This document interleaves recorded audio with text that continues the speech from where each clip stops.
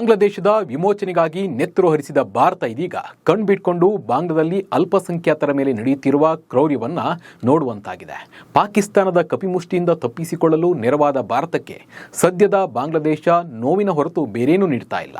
ಅಲ್ಪಸಂಖ್ಯಾತರನ್ನ ತಮ್ಮ ಸಹೋದರರಂತೆ ನೋಡಬೇಕಾಗಿದ್ದವರು ಅವರ ನೆತ್ತರು ಹರಿಸುವುದರಲ್ಲೇ ರಾಕ್ಷಸರಂತೆ ವರ್ತಿಸುತ್ತಿದ್ದಾರೆ. ಹಾಗಿದ್ರೆ ಬಾಂಗ್ಲಾದಲ್ಲಿ ಏನಾಗ್ತಾ ಇದೆ? ಹಿಂದೂಗಳ ಮಾರಣ ಹೋಮ ನಿಂತಿಲ್ಲ ಯಾಕೆ ಅನ್ನೋದನ್ನ ಈ ವಿಡಿಯೋದಲ್ಲಿ ತಿಳಿಸಿಕೊಡ್ತೀನಿ. ನಾನು ನಿಮ್ಮ ಶಿವರಾಜ್ ಬಾಣಂಕಿ. ನೀವು ಸುದ್ದಿಯಾನದ ಸಬ್ಸ್ಕ್ರೈಬರ್ ಆಗೋದನ್ನ ಮರಿಬೇಡಿ. ಹಾಗೆ ಈ ವಿಡಿಯೋವನ್ನ ಕೊನೆ ತನಕ ನೋಡಿ.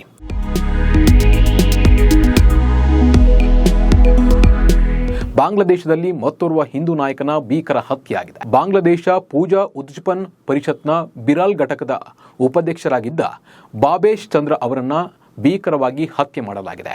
ಬಾಬೇಶ್ ಚಂದ್ರ ಅವರನ್ನ ದಿನಾಜ್ಪುರದ ಬಳಿ ಅಪಹರಿಸಿ ಮನ ಬಂದಂತೆ ಥಳಿಸಿ ಹತ್ಯೆ ಮಾಡಲಾಗಿದೆ ಎಂದು ಪೊಲೀಸರು ತಿಳಿಸಿದ್ದಾರೆ.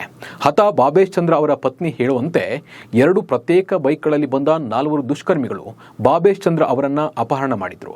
ಬಾಬೇಶ್ ಚಂದ್ರ ಅವರನ್ನ ಬಿರಾಲ್ನಿಂದ ದಿನಾಜ್ಪುರ ಮಾರ್ಗವಾಗಿ ನರಾಬರಿ ಗ್ರಾಮಕ್ಕೆ ಕರೆದೊಯ್ದ ಅಪಹರಣಕಾರರು ಅಮಾನವೀಯವಾಗಿ ಹಲ್ಲೆ ಮಾಡಿ ಪ್ರಜ್ಞಾಹೀನ ಸ್ಥಿತಿಯಲ್ಲಿದ್ದ ಬಾಬೇಶ್ ಚಂದ್ರ ಅವರನ್ನ ಮರಳಿ ಮನೆಗೆ ತಂದು ಬಿಟ್ಟಿದ್ದಾರೆ.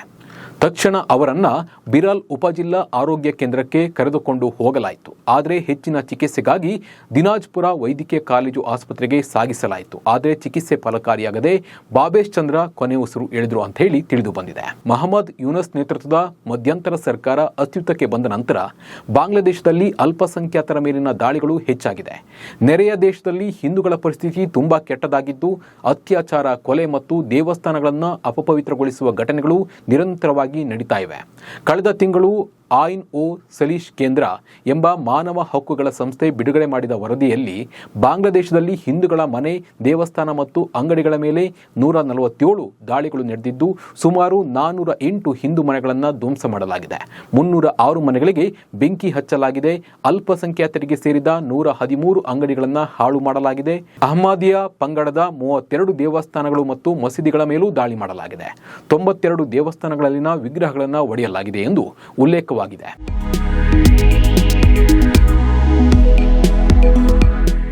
ಘಟನೆಯು ಬಾಂಗ್ಲಾದೇಶದಲ್ಲಿ ಅಲ್ಪಸಂಖ್ಯಾತರ ಮೇಲೆ ನಡೆಯುತ್ತಿರುವ ದೌರ್ಜನ್ಯಗಳನ್ನು ಎತ್ತಿ ತೋರಿಸ್ತಾ ಇದೆ. ಆದರೆ ಮೊಹಮ್ಮದ್ ಯೂನಸ್ ಮಾತ್ರ ಅಲ್ಪಸಂಖ್ಯಾತರ ಮೇಲಿನ ದೌರ್ಜನ್ಯವನ್ನು ತಡೆಗಟ್ಟುವ ಯಾವ ಕ್ರಮಗಳನ್ನು ಕೈಗೊಳ್ತಾ ಇಲ್ಲ. ಭಾರತವು ಬಾಂಗ್ಲಾದೇಶದಲ್ಲಿ ಹಿಂದೂಗಳು ಮತ್ತು ಇತರ ಅಲ್ಪಸಂಖ್ಯಾತರ ಮೇಲಿನ ದೌರ್ಜನ್ಯಗಳ ಬಗ್ಗೆ ತೀವ್ರ ಕಳವಳ ವ್ಯಕ್ತಪಡಿಸಿದೆ. ಪ್ರಧಾನಮಂತ್ರಿ ನರೇಂದ್ರ ಮೋದಿ ಅವರು ಬಾಂಗ್ಲಾದೇಶದ ಪ್ರಧಾನಿ ಮೊಹಮ್ಮದ್ ಯೂನಸ್ ಅವರೊಂದಿಗೆ ಈ ವಿಷಯದ ಬಗ್ಗೆ ಮಾತನಾಡಿ ತಮ್ಮ ಕಳವಳ ವ್ಯಕ್ತಪಡಿಸಿದ್ದಾರೆ. ದಿನೇ ದಿನೇ ಪಾಕಿಸ್ತಾನ ರಾಷ್ಟ್ರಕ್ಕೆ ಹತ್ತಿರವಾಗ್ತಿರುವ ಬಾಂಗ್ಲಾದೇಶ ತನ್ನ ವರ್ತನೆಯಲ್ಲೂ ಪಾಕಿಸ್ತಾನವನ್ನು ಅನುಸರಿಸ್ತಾ ಇದೆ ಎಂಬ ಆತಂಕ ಇದೀಗ ಮನೆ ಮಾಡಿದೆ. ಒಟ್ಟಿನಲ್ಲಿ ಬಾಂಗ್ಲಾದೇಶ ಅಲ್ಪಸಂಖ್ಯಾತರಿಗೆ ರಕ್ಷಣೆ ಇಲ್ಲದಂತಾಗಿದ್ದು ಮಾತ್ರ ಸುಳ್ಳಲ್ಲ. ಈ ಬಗ್ಗೆ ನಿಮ್ಮ ಅನಿಸಿಕೆ ಮತ್ತು ಅಭಿಪ್ರಾಯವನ್ನು ಕಮೆಂಟ್ ಮೂಲಕ ತಿಳಿಸಿ. ನಮಸ್ಕಾರ.